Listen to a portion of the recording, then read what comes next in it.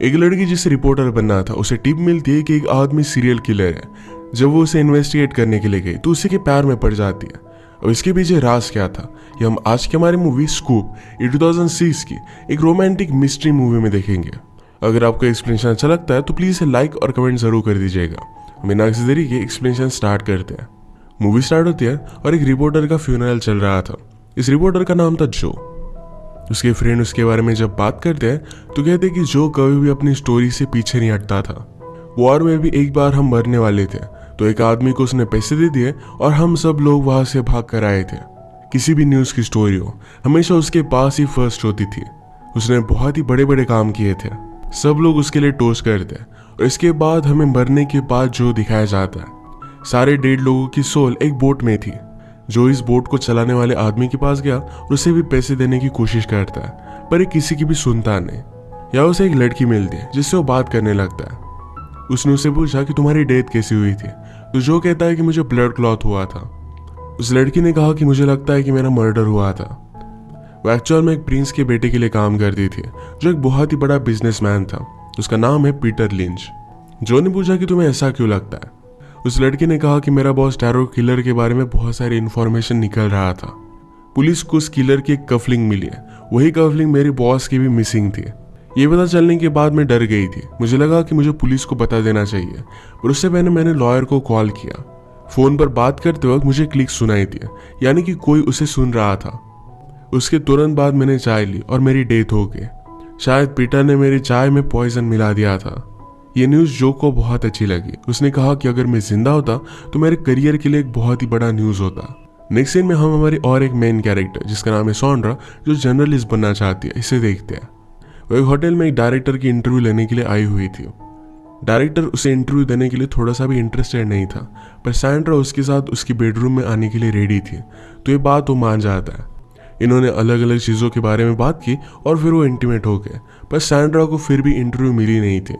वो इंटरव्यू के बारे में पूरी तरीके से भूल जाती है। अगले दिन वो अपने फ्रेंड को बताती है कि मैं ऐसी कैसी जर्नलिस्ट हूँ कि मैंने स्टोरी भी नहीं ली।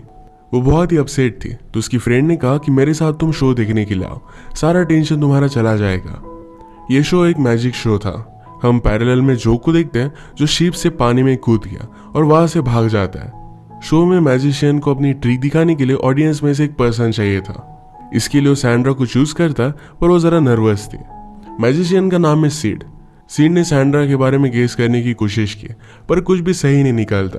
पर वो ऑडियंस को बहुत हंसाता है। हमेशा उसके साथ जो भी काम करते हैं उनकी बहुत तारीफ करता है। इसके बाद सैंड्रा बॉक्स में चली गई और अचानक से उसके सामने जो आ जाता है। जो ने कहा कि क्या तुम जर्नलिस्ट हो, मैं उसे ही ढूंढना चाहता हूँ। वो खुद को इंट्रोड्यूस करता है और कहता है कि टैरेट किलर के बारे में मेरे पास बहुत बड़ी स्टोरी है। उसने पीटर लाइमन का नाम लिया, पर वो कुछ बता पाता इससे पहले वो गायब हो जाता है।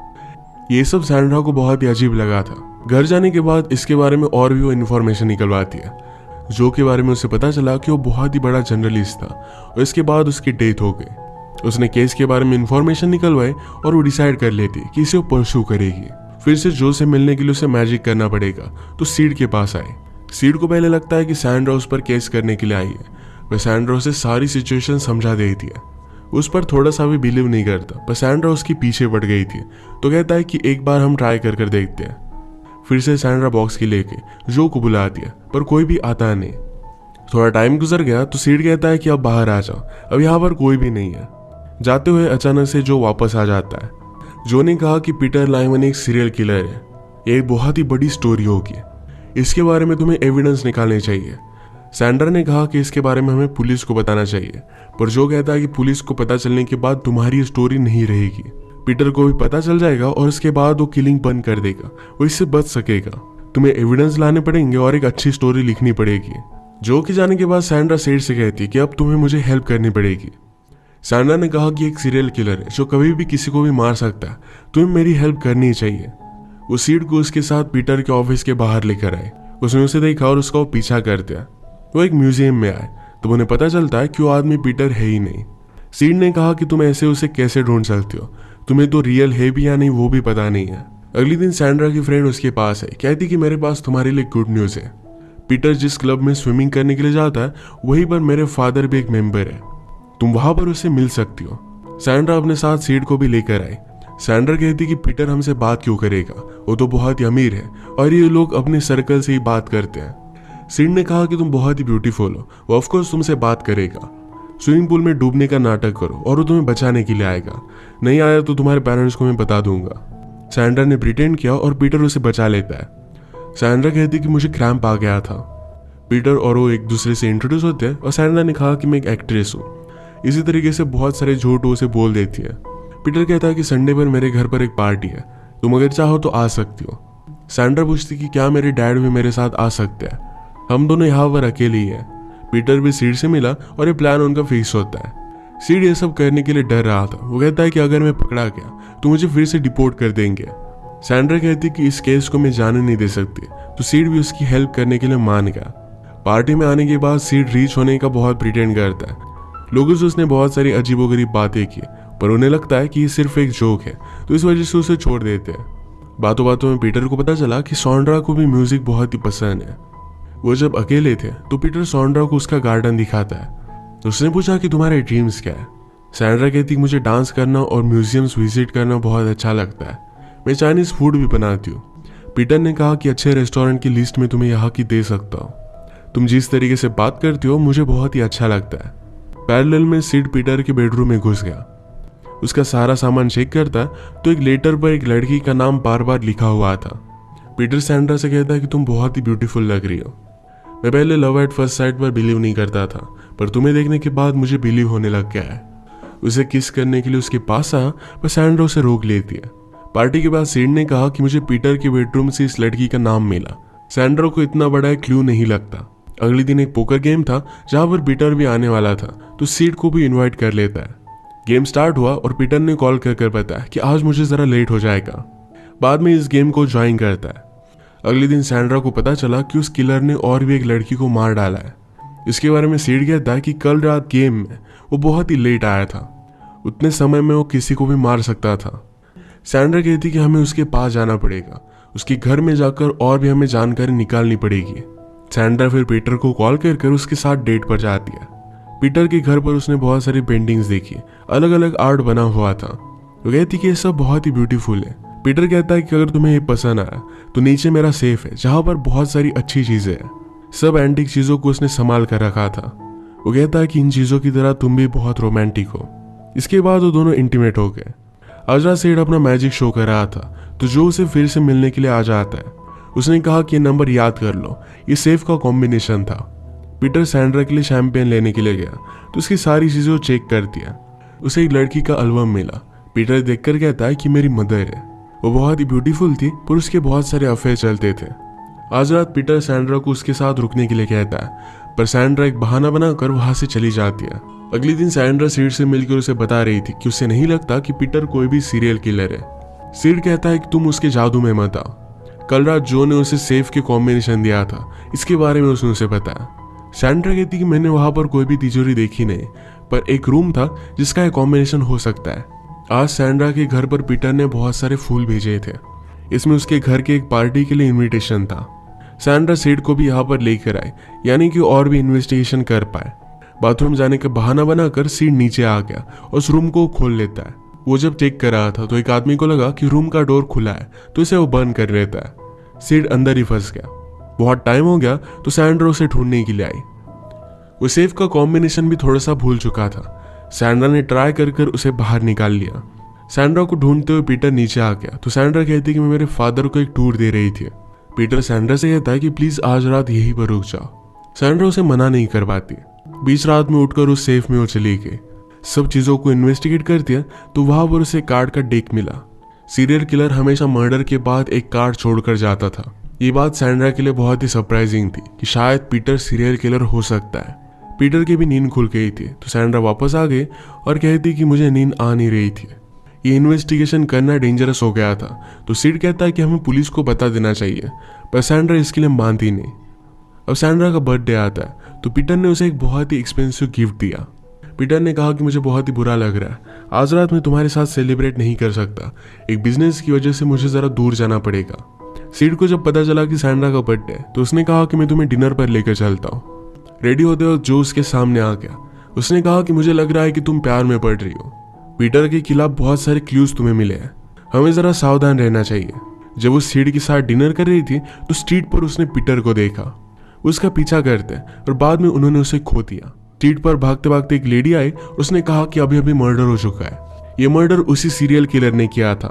अगले दिन पेपर में न्यूज आई और सीड कहता है कि पीटर की मदर की तरह ही वो लड़की दिखती थी। और इसके बाद वो पीटर को इस तरीके से इन्वेस्टिगेट नहीं कर सकते थे। ये जाकर सब कुछ न्यूज़पेपर वालों को बता देते हैं। सारे एविडेंस उन्होंने बता दिया। न्यूज़पेपर हेड कहता है कि आज इस सीरियल किलर पकड़ा गया है। तुम्हारी स्टोरी अच्छी थी पर ये सब कुछ झूठ है। अब हम कुछ भी कर नहीं सकते। सैंड्रा को बहुत ही अच्छा लगा कि पीटर ने एक्चुअल में कोई भी मर्डर नहीं किया। उसने अपनी पूरी आइडेंटिटी पीटर को झूठ बोली थी, तो इस बात के लिए उसे बुरा लगता है। नेक्स्ट टाइम जब वो पीटर से मिली तो पीटर कहता है कि मुझे तुम्हें कुछ बताना है। मैंने तुमसे झूठ कहा था। तुम्हारे बर्थडे के दिन पर मैं यहीं पर था, पर एक बहुत इंपॉर्टेंट मीटिंग मुझे करनी थी। सैंड्रा ने भी उसे सब कुछ सच सच बता दिया। उसने कहा कि मैं रिपोर्टर हूँ और मुझे लगा था कि तुम एक किलर हो, इसी वजह से मैं तुम्हारे पीछे थी। पर स्लोली मुझे तुमसे प्यार हो गया। पीटर इन सब बातों से सरप्राइज था और वो कहता है कि मैं भी तुमसे बहुत प्यार करता हूँ। सैंड्रा के घर पर सीड फिर से उसे मिलने के लिए आता है। कहता है कि मुझे अब भी लगता है कि पीटर एक सीरियल किलर है। बहुत सारी किलिंग्स हो रही थी तो पीटर ने भी एक लड़की को मार दिया। इस सब में वो कवर अप कर सकता है। मर्डर के स्ट्रीट पर उसका होना ये कोई भी कोइंसिडेंस नहीं है। सीड सैंड्रा को फिर से इन्वेस्टिगेशन करने के लिए बोल रहा था, पर सैंड्रा कहती कि ये सब झूठ है। अब वो उस पर थोड़ा सा भी बिलीव नहीं करती और वो पूरी तरीके से पीटर के प्यार में थी। सीड के सामने जो वापस आता है। सीड ने अपनी सारी थ्योरी उसे बता दी। जो ने कहा कि पीटर की तुम कार्ड चेक करो। लास्ट मर्डर में जो कार्ड यूज हुआ था, अगर वो मिसिंग है इसका मतलब है पीटर ही सीरियल किलर है। जो जाते जाते कह गया कि अब मैं वापस नहीं आ सकता। उसकी ट्रिक्स अब काम नहीं कर रही। मर्डर वाली बिल्डिंग में सीड पहुंच जाता है और भी उसने सब लोगों से इन्फॉर्मेशन निकलवाई। जिस लड़की का मर्डर हुआ था वो एक सेक्स वर्कर थी। एक लेडी से बात करने के बाद सीड को पता चलता है उस लड़की के नाम बेटी था। ये वही नेम है जो पीटर ने बहुत बार लिखा हुआ था। और भी बात करने के बाद उसे पता चलता है कि उस लड़की का हेयर कट पहले अलग हुआ करता था, पर बाद में उसके क्लाइंट की वजह से उसने वो हेयर कट बदल लिया। ये लेडी उस क्लाइंट का पूरा नाम बता नहीं पाती, पर उसे पता था कि उसका नाम पीटर से स्टार्ट होता है। अब सीड कंफर्म हो चुका था कि पीटर ने मर्डर किया है। वो सैंड्रा को वार्न करने के लिए कॉल करता है, पर सैंड्रा पीटर के साथ सिटी के बाहर एक वैकेशन पर थी। उसने सारी बातें उसे समझाने की कोशिश की, पर सैंड्रा उसका कोई भी मान नहीं रही थी। पैरेलल में अलग फोन से पीटर सब कुछ सुन रहा था। सीड और भी प्रूफ निकालने के लिए पीटर के घर पर पहुंच गया। वहां के सर्वेंट से कहता है कि मेरी बेटी की ड्रेस ऊपर रह चुकी है, क्या तुम मेरे लिए ला सकते हो। ऊपर गई तो सीड नीचे लॉकर में आ गया। वहां एक हॉर्न के नीचे उसे एक चाबी मिलती है। ये चाबी लेकर वो निकल रहा था, पर सर्वेंट ने उसे उस रूम से बाहर निकलता हुआ देख लिया। वो इसके बारे में पीटर को कॉल कर देती है। सीड चाबी को लेकर मर्डर वाली बिल्डिंग में पहुंचता है। क्राइम सीन के फ्लैट पर ये चाबी लग जाती है। उसके पास प्रूफ भी था। पीटर सैंड्रा को लेक पर लेकर गया। वो कहता है कि मुझे तुम्हारे साथ बहुत ही अच्छा लगता है। हम फर्स्ट टाइम मिले थे तो मैंने तुम्हें डूबने से बचाया था, अब मुझे तुम्हें डुबा कर मारना पड़ेगा। सैंड्रा डर गई। पीटर सारी चीजें के लिए कन्फेस करता है। उसने कहा कि बेटी के पास मैं हमेशा जाया करता था। पता चला कि मैं एक सक्सेसफुल बिजनेसमैन हूँ, तो वो मुझे ब्लैकमेल करने लग गई। मैं कंटिन्यू नहीं कर सकता था। मुझे जब सीरियल किलर के बारे में पता चला तो मैंने उसकी सारी चीजें स्टडी की। उसी तरीके से मैंने बेटी को भी मार दिया। इसके बाद वो सैंड्रा को पानी में पुश कर देता है। सीड फास्ट ड्राइव कर सैंड्रा को बचाने की कोशिश कर रहा था, तभी उसका एक्सीडेंट हो जाता है। पीटर घर पर आकर पुलिस को कॉल करता है। उसने ऐसा प्रिटेंड किया कि सैंड्रा एक्सीडेंटली पानी में गिरकर उसकी डेथ हो गई। पुलिस आने पर सारी स्टोरी उन्हें बता रहा था, तभी सैंड्रा वहां पर पहुंच जाती है। वो कहती कि मैं स्विमिंग की चैंपियन हूँ, मैं तुम्हारे सामने सिर्फ प्रिटेंड कर रही थी। उसने इस बार एक बहुत ही अमेजिंग सी स्टोरी लिखी। उसे एक अच्छा जॉब भी मिल जाता है। अगर हम सीड की बात करें तो एक्सीडेंट की वजह से उसकी डेथ हो गई थी। वो भी अब 1.5 लोगों की शिप में था। यहाँ पर भी सब लोगों को मैजिक दिखाकर वो उन्हें इंटरटेन करता है। इसी के साथ ही मूवी एंड हो जाती है। अगर आपको एक्सप्लेनेशन अच्छा लगा तो प्लीज़ इसे लाइक और कमेंट जरूर कर दीजिएगा। बहुत सारी मूवीज़ लेकर आते रहता हूँ, तो प्लीज़ इस चैनल को सब्सक्राइब कर दीजिए और बेल नोटिफिकेशन आइकन दबाना मत भूलिएगा। हम फिर से मिलेंगे और एक नई मूवी के साथ। तब तक के लिए थैंक यू।